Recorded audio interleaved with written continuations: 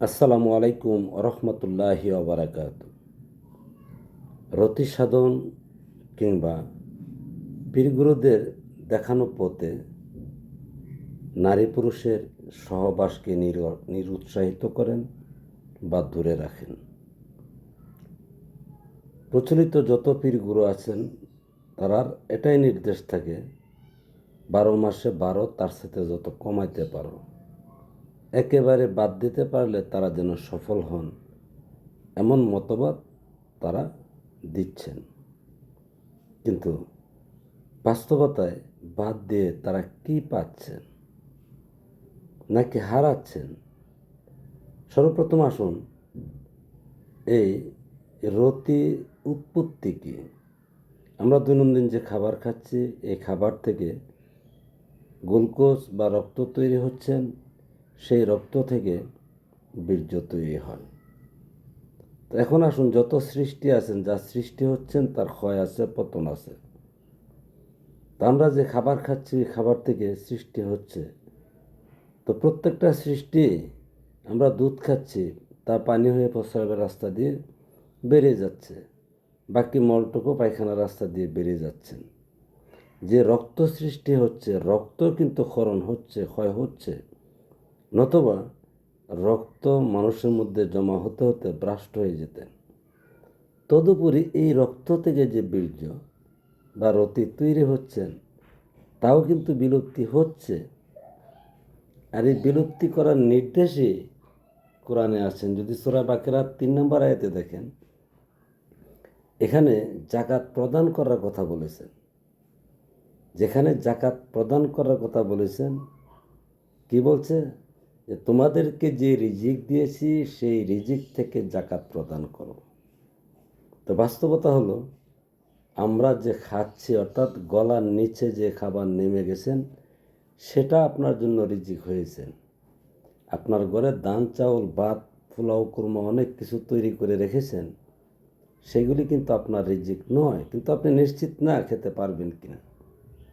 অনেক টাইমে আমাদের এমনও হয়, আমরা এক লোকমা ভাত মুখের ভিতরে দিয়ে গিলতেও চেষ্টা করতেছি, গলার ভিতরে চলে গেছেন, টাইমেও হাঁচি কাশি উঠে, অথবা কোনো মাছের কাঁটা ফুটলে ওই ভাতটুকু কিন্তু আমরা গলার ভিতর থেকে বের করে নিয়ে আসি। তো সুতরাং ওইটাও কিন্তু আমাদের রিজিকের মধ্যে আর থাকে না। তো সুতরাং আমরা যা খেয়ে ফেলছি সেটাই আমাদের রিজিক। আর সেই রিজিক থেকে কোরআন আপনাকে জাকাত দিতে বলছেন। তো আমরা যা খেয়ে ফেলছি সেই রিজিক থেকে তো কি হচ্ছে, ওই যে এতক্ষণ যা বললাম। তো বাস্তবতায় নারী পুরুষের প্রেমের জন্য মানুষ সৃষ্টি করছেন। এই প্রেমটাই আল্লাহ প্রদত্ত নামাজ বা সহবাস, আর সেখানে প্রত্যেকটা নারী পুরুষের জন্য জাকাতের বিধান।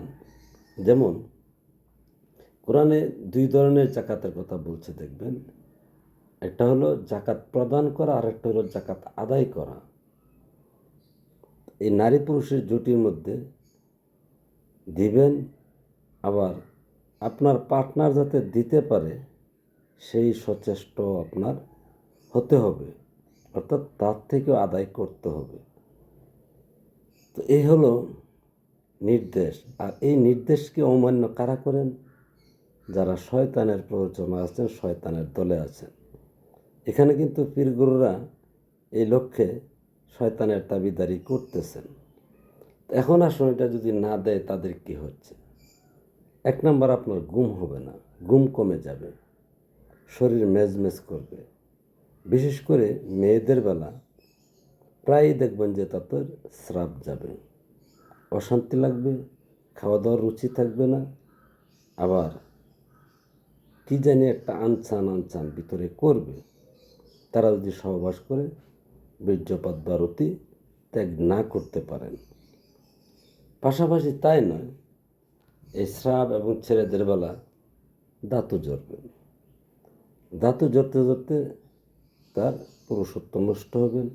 নারীরও তার চৈতন্য শক্তি এবং কাম শক্তি কমে যাবেন। আর যাদের এই চৈতন্য শক্তি কমতে থাকে, তাদের জিন্দিগিটা বিষাদ ছাড়া আর কিছুই নেই। পাশাপাশি বাড়বে ডায়াবেটিস। যারাই স্বামী স্ত্রী থেকে দূরে থাকতেছেন, অধিকাংশ পীররাই দেখবেন যে ডায়াবেটিসে আক্রান্ত হয়ে বিভিন্ন ধরনের জটিল ব্যাধি হয়ে তারা মারা যান। কারণ তারা এটা সহবাস থেকে বা বীর্যপাত থেকে তারা দূরে থাকেন।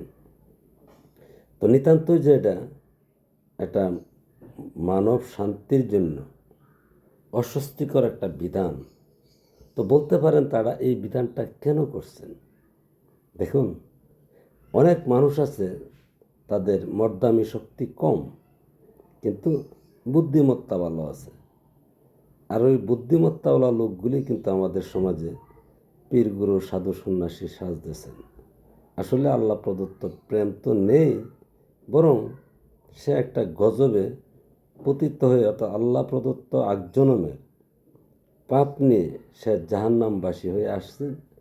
সে নিজে তো জাহান্নামে যাচ্ছেনি বা আসেনি, তাকে যারা অনুসরণ করে তাদেরকেও জাহান্নামের দিকে ধাবিত করছেন। কেননা তার এই ক্ষমতাটা নেই বলে এটাকে সে গুরুত্ব দিচ্ছেন না। সে তার স্ত্রীর সাথে, তার পার্টনারের সাথে সহবাস করে দেখছেন পার্টনারকে জয় করতে পারেন না। তো যেহেতু পারেন না, এটা বাদে কি আল্লাহ রাসূলের কথা বলা যায় না? মানবতার কথা বলা যায় না? মনুষ্যত্বের কথা বলা যায় না? এই দৃষ্টিভঙ্গি থেকে তিনি এটাকে বাদ দিয়ে রতি সাধনের নাম করে নারী পুরুষকে আলাদা রাখেন। তো বাস্তবতা, সে তো তার পরিবারকেই ঠকাচ্ছেন। সে পরিবারের সাথে, তার স্ত্রীর সাথে সে সবচেয়ে বড় প্রতারক। আর যে তার ঘরের পরিবারকে ঠকাচ্ছেন, প্রতারণা করতেছেন, সে মানুষের কি ভালো করবেন? পাশাপাশি সে নিজেও নিজেকে ঠকাচ্ছেন। যার দরুন যদিও দেখতেছেন অনেক ক্ষেত্রে যে কারো চেহারা ভালো, এটা বিভিন্ন পরিবেশের কারণে চেহারা ভালো থাকতে পারেন, এতে কোনো কামলিয়াত নেই, বরং তারা কাপুরুষ। তো বাস্তবতায় এই বৈরাগ্যবাদ যা কোরআনে ধর্মের বিরোধী বলেছেন, বৈরাগী কারা? যারা স্ত্রীর দায়িত্ব নেন না, আর তারা আল্লাহ রাসূলের পথ থেকে পথভ্রষ্ট। তো সুতরাং তাদের জীবনে অশান্তি, কষ্ট, জ্বালা যন্ত্রণা এই সমস্ত বুক করে এই রতি সাধনের কথা বলে থাকেন। কিন্তু বাস্তবতায় ওদের আন্ডারে যদি আবার ক্ষমতা দুর্লোক গিয়া মরিদ হয়, তাদেরকে বিভিন্ন গাঁজা টাজা খাইয়ে তাদেরকে কন্ট্রোল করতে চেষ্টা করেন। যদিও হয়, কারণ আপনি যখন আপনাকে জুলুম করতে থাকবেন, এক পর্যায়ে আপনি আপনাকে ক্ষতিগ্রস্ত করে ফেললেন, ক্ষতিগ্রস্ত হয়ে যাবেন, তখন হাজার ইচ্ছা থাকলেও আল্লাহ নিজে আপনার উপরে গজব দিয়ে